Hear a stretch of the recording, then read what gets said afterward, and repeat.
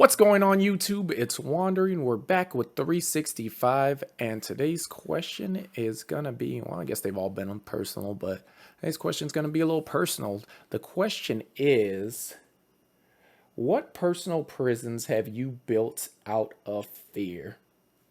So there's gonna be a couple of them, but number one, it's gonna be kind of hiding my true self. I mean, in general, I'd like to say most people kind of hide themselves behind the mask. They want to conform to society, so they might talk about things that they might not really be interested in, or they might put on a sort of facade. I mean, that can be a good or bad thing because I mean, you have to act a certain way in public. You can't always be wilding out at work. Your at-home personality might not be suitable for how you need to be in the office if you work in an office or at the job or whatever you want to call it. So that's been a personal prison for me because the way I act at work, or I should say the way I act at home is not how I am at work. I'm a lot more reserved at work. I try to kind of keep to myself. I'll chit chat here and there, but I have to like kind of rein in my loudness, I would say.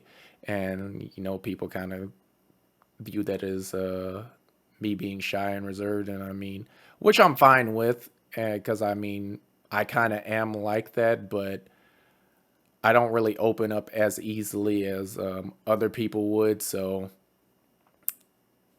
I can't really say if that's a good or bad thing, but I guess since we're talking about prisons, I'm considering it a bad thing. Another thing would be staying stagnant too long. So I want to do all this growth, all this growing, try all these things, but then maybe the end of the day or the after work comes or the weekend comes, and then I just kind of do the same things I've been doing. I mean, I'm slowly been changing my habits. I started doing this. I've built up a gym habit over the course of however many years I've been going to the gym. I started the reading habit, but I mean, sometimes I'm off and on with that. So there's that. So I've kind of started breaking out of my stagnation, but I'm definitely not where I want to be as far as my continuous change goes. But again, working on it.